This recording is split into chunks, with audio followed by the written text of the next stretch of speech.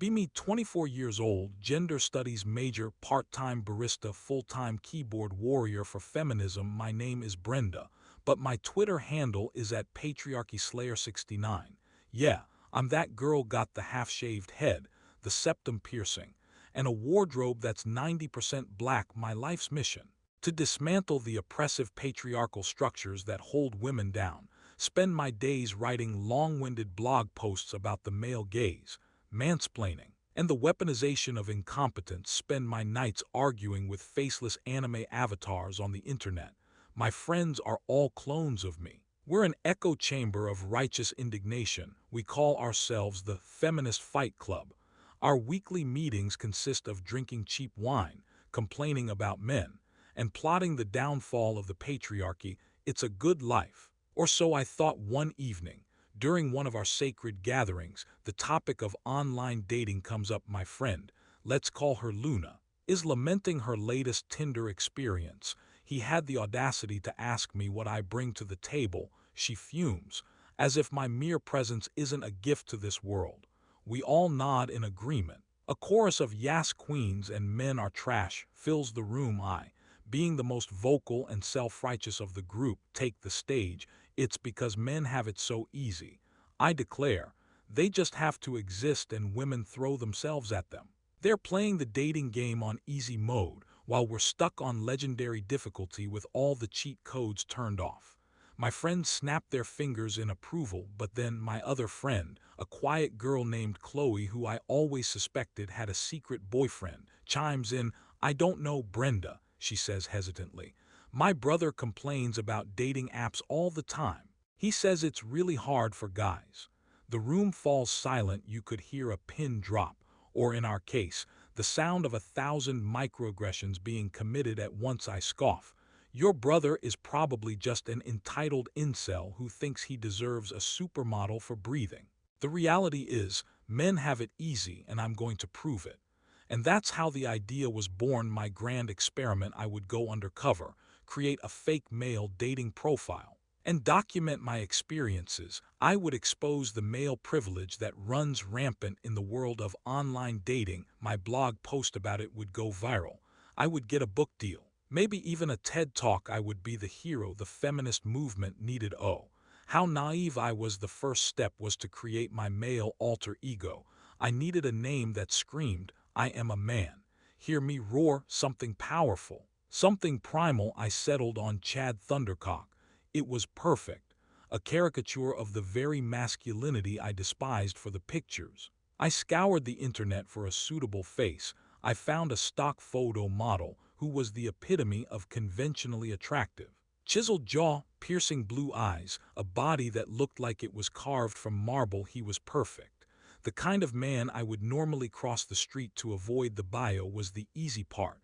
I just wrote down all the things I hated in a man's bio. Because apparently that matters. Entrepreneur, gym is my therapy, looking for a partner in crime to travel the world with. No drama. I cringed as I typed it, but it was all part of the plan. With my profile complete, I unleashed Chad upon the unsuspecting world of Tinder. I sat back, a smug grin on my face, and waited for the floodgates to open. I imagined my phone buzzing incessantly with notifications, a deluge of matches from eager women. I even prepared a spreadsheet to categorize the types of women who would match with Chad, so I could better analyze the data for my exposé. I was a scientist, a researcher, a pioneer in the field of feminist anthropology. The first day, I got 2 matches. I blinked at my phone in disbelief. Maybe the app was broken. I checked my settings. Everything was fine. I swiped right on every single profile. A desperate attempt to boost my numbers. Still nothing. I went to bed that night feeling a strange mix of confusion and disappointment. It's just the algorithm, I told myself. It needs time to adjust. The next few days were more of the same: a trickle of matches, a few bots, and a lot of radio silence. My spreadsheet remained mostly empty. The few conversations I managed to start were a soul-crushing exercise in futility. "Hey, hi, how are you?" "Good, you?" "I'm good." "What are you up to?" It was like talking to a brick wall, a very boring, uninspired brick wall. I, the master of witty banter and intellectual discourse, was being ghosted by women who had live, laugh, love in their bios. The irony was not lost on me. I complained to my friends about my lack of success. It's because your bio is too generic. Luna said, you need to stand out. But that's the point, I argued. I'm trying to be the most basic, stereotypical man possible. That's what women are supposed to want, right? My friends nodded in agreement, their faith in our shared ideology unwavering. Chloe, however, remained silent. A knowing look in her eyes, I ignored her. I decided to take Luna's advice and spice up Chad's profile. I added a picture of him hiking, another of him with a golden retriever, borrowed from a friend. Of course, I changed his bio to something more interesting. Just a guy who loves adventure, dogs, and a good conversation. I'm a feminist, an ally, and I'm not afraid to cry during a sad movie. Let's smash the patriarchy together. I felt a little sick to my stomach, pandering to my own demographic, but hey, all's fair in love and social experiments. The results were underwhelming. I got a few more matches, mostly with women who looked like they were auditioning for a Portlandia sketch. The conversations, however, were just as painful as before. They would lecture me about feminism, quiz me on my knowledge of Judith Butler, and then ghost me when I failed their purity test. I was being out-feministed by my own creation. It was a new level of hell. A month into the experiment, I was starting to lose my mind. My dreams were filled with the soulless glow of the Tinder interface. I would wake up in a cold sweat, my thumb twitching, my mind racing with thoughts of, what am I doing wrong? I had become the very thing I despised.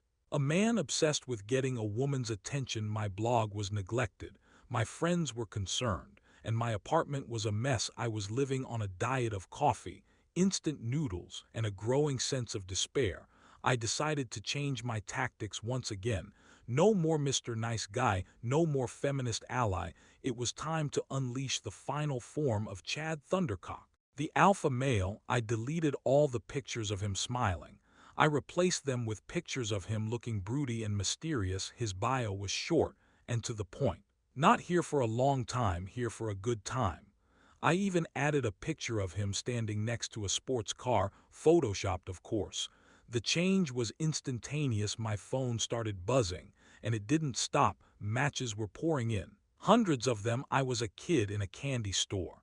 A very misogynistic, emotionally unavailable candy store.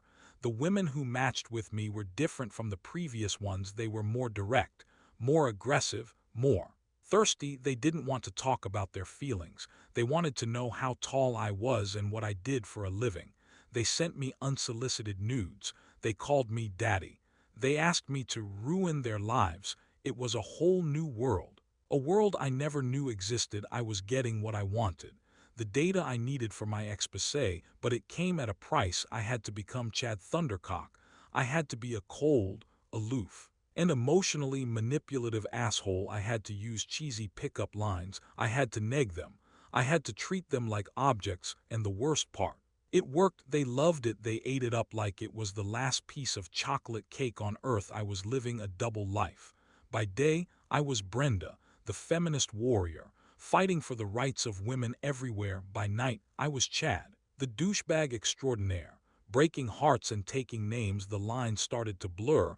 I would find myself using Chad's confident, almost arrogant tone in my real-life conversation. I would catch myself checking out women on the street, not as a feminist observing the male gaze, but as a man assessing his options. I was losing myself, and I didn't know how to stop. The breaking point came during a conversation with a woman named Jessica.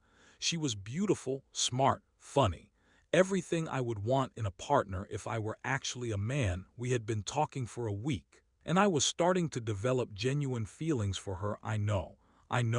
It's pathetic, but I couldn't help it. She was the first person who seemed to see through Chad's bullshit facade. She challenged me. She made me laugh. She made me feel human. One night, we were having a late-night conversation, and she said something that hit me like a ton of bricks. You know, Chad, she said, you're not like the other guys on here.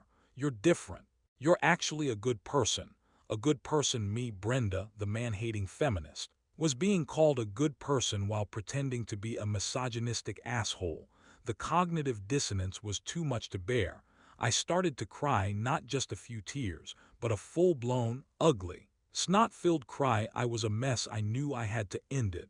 I had to tell her the truth, so, with trembling fingers, I typed out a long, rambling message, confessing everything: my name, my experiment, my true identity. I told her I was sorry, that I never meant to hurt her, that I was a fraud. I hit send. And then I threw my phone across the room. I didn't want to see her reply. I didn't want to know how much I had hurt her. The next day, I deleted the Chad Thundercock profile. I felt a strange sense of relief, like a weight had been lifted off my shoulders. But I also felt empty, lost, and confused. My grand experiment was a failure. I hadn't proven that men have it easy. If anything, I had proven the opposite. I had experienced the soul-crushing rejection, the emotional roller coaster, the constant pressure to perform. I had seen the dark side of online dating, a side I never knew existed. I never heard from Jessica again. I don't blame her. I wouldn't want to talk to me either. I was a monster, a manipulator, a hypocrite. I didn't write the blog post. I didn't get the book deal. I didn't give the TED talk. Instead, I took a long, hard look at myself in the mirror. I didn't like what I saw. I quit the Feminist Fight Club. I told them I needed some time to figure things out.